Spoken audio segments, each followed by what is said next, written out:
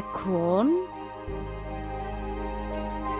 আমার বান্ধবীকে আপনার হাতে তুলে দিচ্ছি।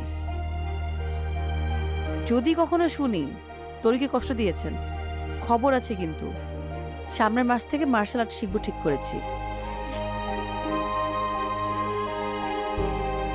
I love you so much. এভাবে বলিস না, বেচারা কষ্ট পাবে। I am sorry Raha. এটা বলে তো পার পাওয়া যাবে না।